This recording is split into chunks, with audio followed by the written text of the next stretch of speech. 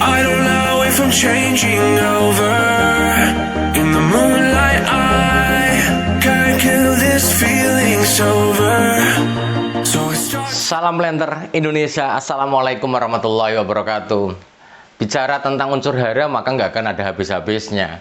Tapi bagi Anda semua yang menilai bahwa yang penting prakteknya, karena bahwa channel The Brondol berisi tentang praktek dan teoritis. Lah, kali ini ada pertanyaan dari sahabat The Brondol bicara tentang perbedaan unsur, kok bingung, dia bingung. Misalnya gini, ini adalah kita bicara tentang pupuk nih. Kemudian dia bercerita tentang bedanya kalium dan K2O. Kemudian dia P kok ada P2O5. Kemudian N kok dia berani sendirian, dia adalah nitrogen. Mg kok dia adalah ke magnesium oksida. Dan kalau boron kok malah B2O3. Kok apa ini, kenapa pupuk ini kok satuannya ini? Kenapa tidak satuannya yang ini saja? Karena bahwa kembali lagi, apa sih bedanya kalium sama K2O? Kalium merupakan unsur yang kita gunakan. Jadi ketika dia berubah menjadi K2O, bahwa unsur itu harus dalam kondisi yang stabil, sehingga dia mau tidak mau harus menggandeng oksigen untuk bisa mencapai kestabilan itu sendiri. Kalau K sendiri adalah tidak stabil. Pertanyaannya, N-nya kok berani sendirian Pak Pendi? Bahwa beda sendiri di dalam N, karena N adalah unsur yang stabil baik di alam maupun di dalam muatan ataupun di alam, dia sangat-sangat stabil.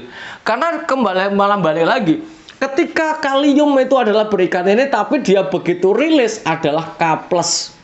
Kemudian P2O5 ini biasanya ke dalam H2PO4 ataupun HPO4.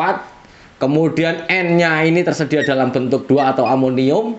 Ini H2 main, ini main, ataupun ini adalah dari bentuk nitrat misalnya. Mg adalah Mg2+, dan boron adalah, dulu kok lupa ya gue, boron. Ini nanti lupa, kalau nggak salah ke asam borat ya, ke asam borat HBO kalau nggak salah nanti. Nah, mungkin ini akan menjadi catatannya Pendi. Cari lagi, lupa. Lah, di dalam kesempatan ini mungkin para petani kok bingung, kok pupuk itu kok kandungannya kok K2O, P2O5, MgO dan B2O3 Pak Pendi.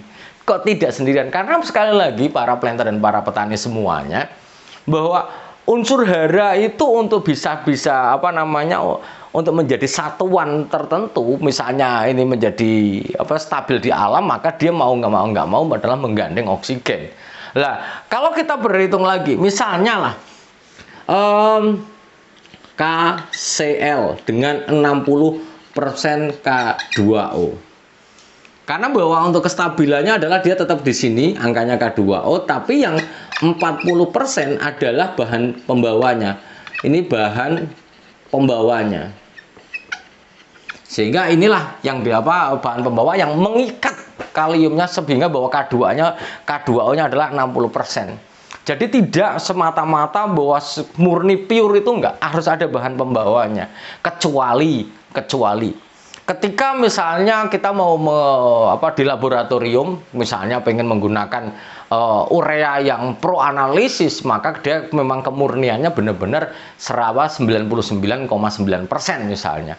Tapi kalau di pupuk-pupuk kita, maka misalnya urea nitrogennya adalah 46%, maka yang 54% adalah bahan pembawanya atau bahan pengikatnya, yang menyebabkan mampu bahwa pupuk urea itu memegang atau mengikat 46% nitrogen.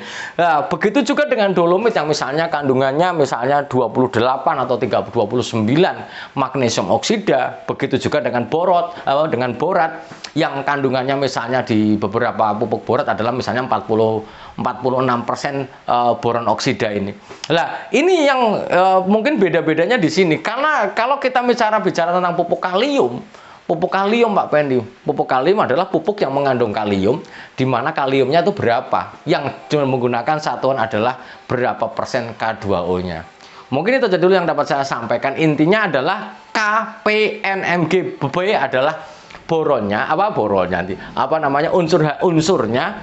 Kemudian ini biar mencapai kestabilannya maka dia akan mengikat oksigen kecuali nitrogen.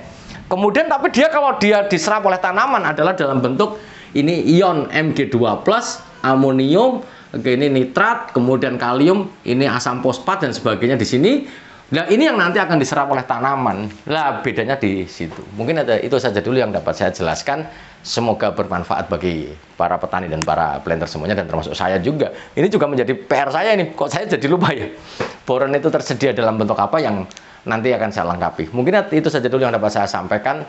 Semoga bermanfaat dan menambah wawasan bagi Anda dan saya. Karena pada prinsipnya untuk Brownell seperti itu. Kalau misalnya saya nggak tahu, bentar lagi saya buka buku, saya akan belajar lagi dan saya tambah di video ini.